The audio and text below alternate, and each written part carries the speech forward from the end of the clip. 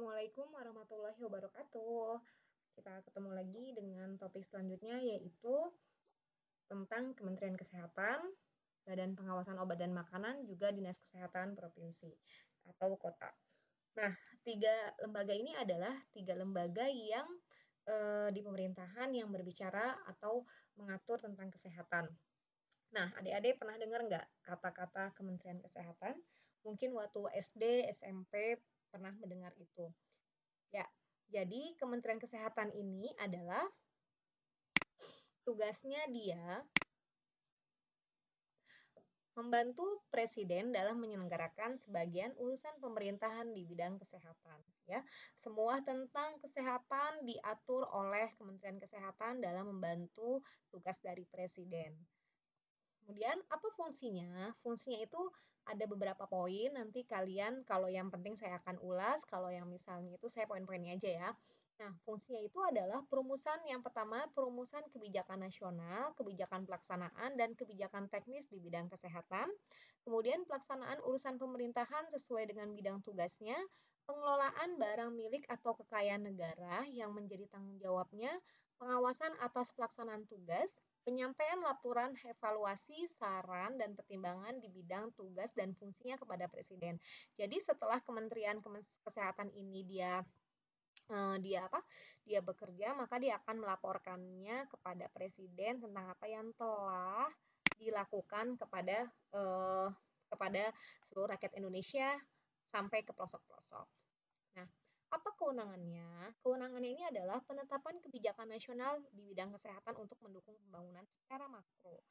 Pokoknya semua kebijakan yang berbau tentang kesehatan akan diatur oleh Kementerian Kesehatan. Yang kedua adalah penetapan pedoman untuk menetapkan standar pelayanan minimal yang wajib dilaksanakan oleh kabupaten kota di bidang kesehatan. Banyak ya contohnya, misalnya pelayanan kesehatan standarnya harus seperti apa sih gitu. Nah, itu Kemenkes akan mengaturnya. Kemudian penyusunan rencana nasional secara makro dan mikro di bidang kesehatan. Jadi secara nasional apa nih yang berbau kesehatan nanti diturunkan sampai hingga tingkat rakyat. Kemudian penetapan persyaratan akreditasi lembaga pendidikan, sertifikasi tenaga profesional atau ahli, serta persyaratan jabatan di bidang kesehatan. Jadi kayak saya nih, saya apoteker. Nah, yang menyatakan bahwa saya apoteker, bahwa saya resmi sebagai apoteker, nah ini Kemenkes lah yang mengaturnya. Jadi nanti saya disertifikasi, memiliki namanya STRA, Surat Tanda Registrasi Apoteker, bahwa saya benar dinyatakan oleh pemerintah sebagai apoteker yang legal, bukan apoteker palsu. Nah, ini Kemenkes juga mengurusinya ya. Kemudian lagi pembinaan dan pengawasan atas penyelenggaraan otonomi daerah yang meliputi pedoman, bimbingan, pelatihan, arahan, supervisi di bidang kesehatan. Kemudian pengaturan penerapan perjanjian dan persetujuan internasional yang disahkan atas nama negara di bidang kesehatan. Kewenangan ini cukup banyak ya, kita lihat, nah lumayan banyak kan. Dia juga mengatur tentang penetapan standar pemberian izin oleh daerah di bidang kesehatan. Jadi misalnya izin apotik, izin PBF, izin rumah sakit. Nah, ini diatur oleh Kemenkes semuanya apa aja sih persyaratannya. Kemudian penanggulangan wabah dan bencana yang berskala nasional di bidang kesehatan. Misal Indonesia kena gempa bumi ya kemarin ya. Nah, itu si Kemenkes pun turun langsung ya, apa saja yang harus diperhatikan, dibutuhkan oleh masyarakat yang mengenai wabah dan bencana. Kayak seperti ini nih, sekarang kan lagi pandemi nih. Nah, yang bekerja keras itu adalah Kementerian Kesehatan. Apa aja sih yang dibutuhkan? Misalnya, banyak rumah sakit, banyak klinik ya membutuhkan yang namanya APD. APD itu adalah alat pelindung diri. Contohnya kayak hazmat. Hazmat itu yang baju yang kayak baju asmat itu ya. Ada hazmat, ada masker, kemudian ada gloves ya, sarung tangan, ada kacamata Google. Nah, ini dirinci tuh apa saja sih kebutuhan rakyat dalam menghadapi pandemi ini. Nah, ini juga tugas dari Kemenkes juga. Kemudian, penetapan kebijakan sistem informasi nasional di bidang kesehatan, penetapan persyaratan kualifikasi usaha jasa di bidang kesehatan, Penyelesaian perselisihan antar provinsi di bidang kesehatan. Jadi karena memang ini Kemenkes ini berada di pusat, maka apabila terjadi perselisihan di antara provinsi, karena Indonesia terdiri dari banyak provinsi ya, kalau nggak salah 34 atau 36. Nah ini bila terjadi perselisihan, maka penanganannya adalah Kemenkes. Kemudian penetapan kebijakan pengendalian angka kelahiran dan penurunan angka kematian bayi dan anak ya. Kalau pengendalian angka kelahiran pernah dengar kan program KB keluarga berencana. Nah, kematian pun juga ini ya eh, dianalisa kenapa sih ini penyebabnya. Kemudian penetapan kebijakan sistem jaminan pemeliharaan kesehatan masyarakat dan penetapan pedoman standar pendidikan dan pendayagunaan tenaga kesehatan. Kita lihat lagi cukup banyak kewenangannya. Nah, ini ada penetapan pedoman pembiayaan pelayanan kesehatan. Ya, jadi misalnya apa sih biaya-biaya tuh terutama yang untuk masyarakat yang tidak mampu ya. Nah, ini juga diatur oleh Kemenkes. Penetapan pedoman penapisan, pengembangan dan penerapan teknologi kesehatan dan standar etika penelitian kesehatan. Kemudian penetapan standar nilai gizi dan pedoman sertifikasi teknologi kesehatan dan gizi. Kemudian penetapan standar akreditasi sarana dan prasarana kesehatan ya. Jadi sejak berapa tahun belakangan ini ya, semua sarana kesehatan itu harus terakreditasi. Contohnya rumah sakit. Rumah sakit itu bermutu baik itu dinyatakan dengan apa? Oh, dengan adanya akreditasi. Makanya kalau di rumah sakit itu ada akreditasi paripurna ya. Itu berarti dia udah bagus banget. Kemudian lagi menyusul adanya puskesmas juga baru-baru ini gencar dilakukannya sertifikasi ya, akreditasi. Sampai yang klinik pun dilakukan akreditasi. Agar apa? Agar masyarakat itu mendapat pelayanan yang prima di bidang kesehatan. Seperti itu. Itu baik milik pemerintah maupun milik swasta wajib diakreditasi. Kemudian kewenangannya juga yaitu surveillance, epidemiologi, serta pengaturan pemberantasan dan penanggulangan wabah, penyakit menular, dan kejadian luar biasa.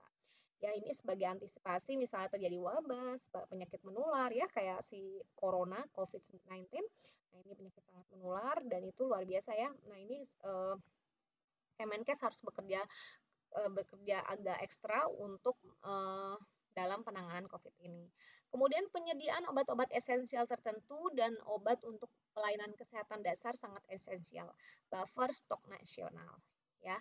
Kemudian kewenangan lain sesuai dengan ketentuan peraturan perundang-undangan yang berlaku, yaitu penempatan dan pemindahan tenaga kesehatan tertentu, pemberian izin dan pemindahan produksi dan distribusi alat kesehatan. Oke, kita lihat di sini struktur organisasi Kemenkes. Yuk kita lihat ya. Nah, Kemenkes dipimpin oleh seorang menteri atau disebut juga dengan Menteri Kesehatan. Nah, Menteri Kesehatan ini membantu Presiden, nih di atasnya ada Presiden, bertanggung jawab kepada Presiden terhadap tugas-tugasnya di bidang kesehatan. Tetapi dalam kerjanya Menteri Kesehatan ini dibantu oleh staf ahli ya dan tim-tim yang lainnya. Nah, kita lihat di sini struktur organisasinya. Nih, di sini ada 4 direktorat jenderal penting ya yang mengurusi tentang kesehatan. Ada Dirjen Kesmas, Kesehatan Masyarakat, ada Direktorat Jenderal Pencegahan dan Pengendalian Penyakit, ada Direktorat Jenderal Pelayanan Kesehatan, dan Direktorat Jenderal Kefarmasian dan Alat Kesehatan. Ya, lain-lain nanti kalian bisa baca. Nah, tapi saya mau fokus di Direktorat Jenderal Kefarmasian dan Alat Kesehatan. Kenapa?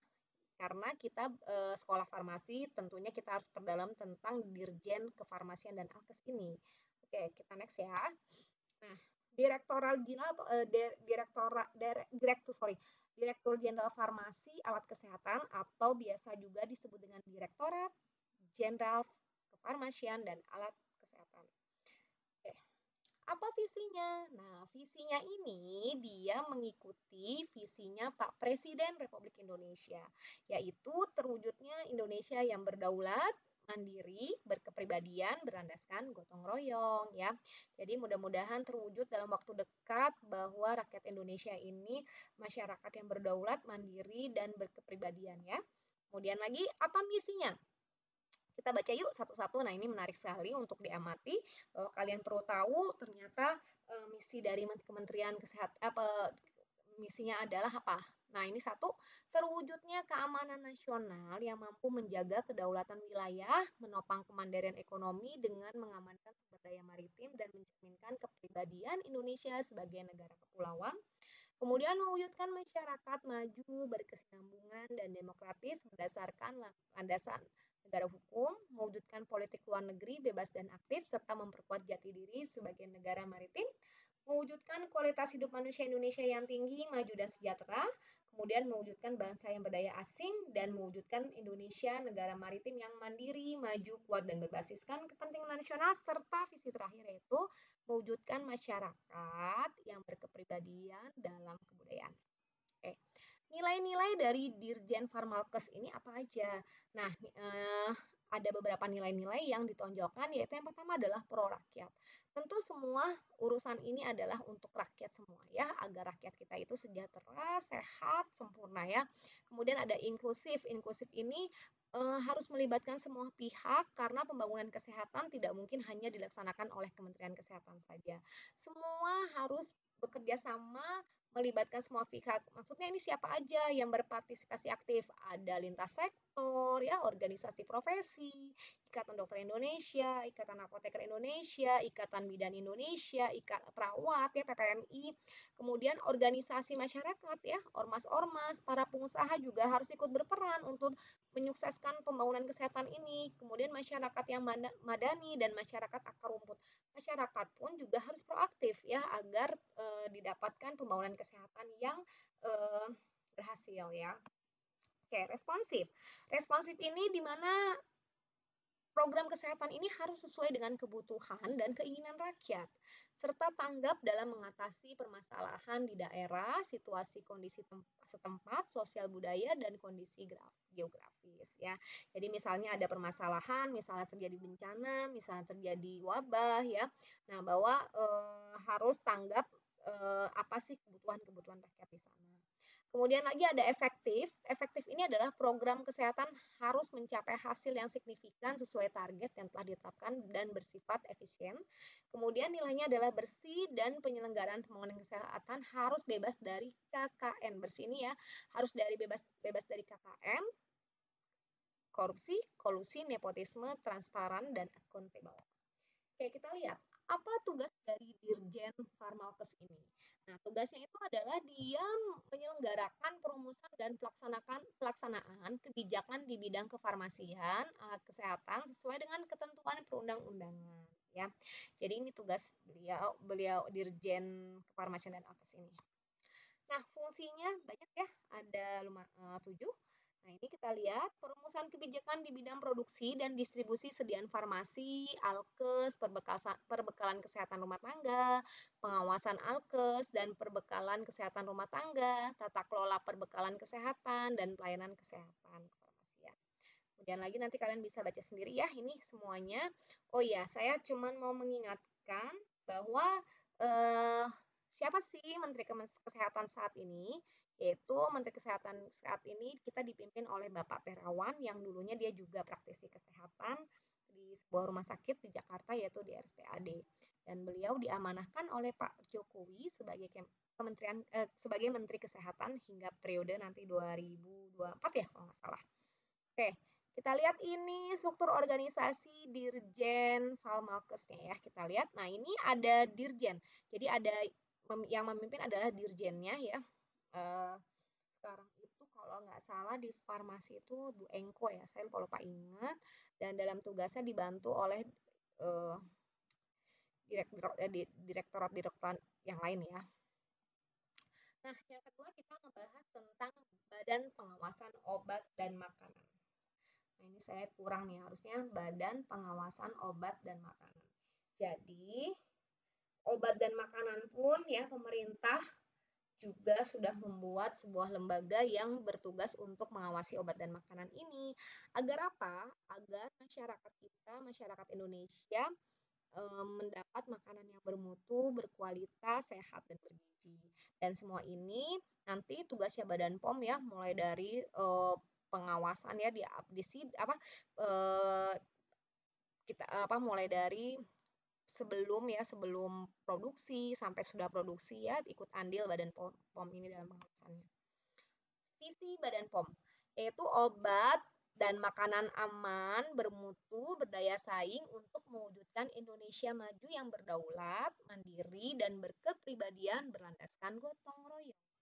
Nah, misi-misinya membangun SDM unggul terkait obat dan makanan dengan mengembangkan kemitraan bersama seluruh komponen bangsa dalam rangka peningkatan kualitas manusia Indonesia. Yang kedua, memfasilitasi percepatan pengembangan dunia usaha obat dan makanan. Yang ketiga, meningkatkan efektivitas pengawasan obat dan makanan. Dan yang keempat, pengelolaan pemerintahan yang bersih, efektif, terpercaya untuk memberikan pelayanan publik yang prima di bidang obat dan makanan. Itu misinya. Kita lihat tugas utama dari Badan POM. Apa tugas utamanya? Nah, ini berdasarkan Perpres tahun 2017 nomor 80 bahwa BPOM ini memiliki tugas utama. Yang pertama, menyelenggarakan tugas pemerintahan di bidang pengawasan obat dan makanan sesuai dengan ketentuan peraturan perundangan. Yang kedua, sebagaimana pada ayat 1, terdiri atas obat, bahan obat, narkotika, psikotropika, prekursor, zat adiktif, obat tradisional, suplemen kesehatan, kosmetik, dan pangan olahan. Ini juga diawasi oleh Badan POM. Oke, kita lihat. Nah, jadi dalam tugasnya Badan Pengawasan Obat dan Makanan itu nanti ada di tempat-tempat beberapa provinsi ya besar, namanya itu adalah Balai Besar Pengawasan Obat dan Makanan. Jadi nanti kalau yang pusat namanya Badan Pengawasan Obat dan Makanan, tapi nanti kalau di beberapa provinsi besar ada yang namanya Balai Besar Pengawasan Obat dan Makanan. Dia adalah unit pelaksanaan teknis. Oke. Jadi ini berdasarkan peraturan BPOM tahun 12 tahun 2018, unit pelaksana teknis Badan POM mempunyai tugas melaksanakan kebijakan teknis operasional di bidang pengawasan obat dan makanan sesuai dengan ketentuan peraturan perundang-undangan. Jadi nanti di setiap provinsi-provinsi itu ada tuh yang namanya balai besar, balai POM, dan balai-balai ini tentu kurang lebih sama tugasnya seperti Badan POM, Badan Pengawas Obat Makanan, yaitu di bidang pengawasan obat dan makanan. Oke, ini fungsi-fungsi utamanya lumayan banyak ya, kita simak. Satu, penyusunan kebijakan nasional di bidang pengawasan obat dan makanan. Yang kedua, pelaksanaan kebijakan nasional di bidang pengawasan obat dan makanan. Yang ketiga adalah penyusunan penetapan norma, standar, operating prosedur, ya, kriteria di bidang pengawasan. Yang selanjutnya adalah pelaksanaan pengawasan sebelum beredar dan pengawasan selama beredar. Koordinasi pelaksanaan pengawasan obat dan makanan, kemudian pemberian bimbingan teknis dan supervisi ya. Jadi memberikan BIMTEK juga ya Badan POM ini. Kemudian pelaksanaan penindakan terhadap pelanggaran, kemudian koordinasi pelaksanaan tugas, pembinaan, pemberian dukungan, administrasi, kemudian pengelolaan barang milik atau kekayaan negara yang menjadi tanggung jawab POM, kemudian pengawasan atas pelaksanaan tugas di lingkungan Badan POM, pelaksanaan dukungan yang bersifat substantif kepada seluruh unsur organisasi di lingkungan Badan POM. Nah, itu tadi dalam fungsinya ya. Oke, kita lanjut. Fungsi dari Balai Besar POM. Nanti kalian bisa baca nih. Ini berdasarkan peraturan BPOM nomor 12 tahun 2018. Apa sih unit pelaksananya? Nah, ini si unit pelaksananya ini tadi ya, si Balai Besar POM ini. Ya, ada 12 poin, silakan nanti dibaca. Kemudian nah itu kita lihat agak buram, nggak apa-apa, nanti kita kalau kamu pengen jelas bisa searching di Google. Nah, struktur organisasi dalam tugas dalam kepemimpinannya Badan POM itu dipimpin oleh seorang kepala, yaitu kepala badan pengawas obat dan makanan. Kalau saat ini kepala Badan POM itu adalah Ibu Penny Lukito, dan beliau adalah kepala badan yang sekarang ya. Nah, ini nanti di sini ada deputi-deputi, ada deputi 1, deputi 2, deputi 3. Oke, nanti kalian bisa searching lagi yang lebih jelas. Nah, kita lihat sekarang. Nah, ada yang namanya adalah Dinas Kesehatan Provinsi dan Dinas Kesehatan Kabupaten dan Kota. Kalau berbicara tentang Dinas Kesehatan ini, maka tempatnya adanya di provinsi dan kabupaten kota. Contoh kalau kayak di Bekasi ada 2 dinkesnya, yang satu di Jawa Barat dan yang satu di Kota Bekasi. Seperti itu. Nah, visi dari Dinas Kesehatan Provinsi yaitu tercapainya masyarakat provinsi yang mandiri untuk hidup sehat ya.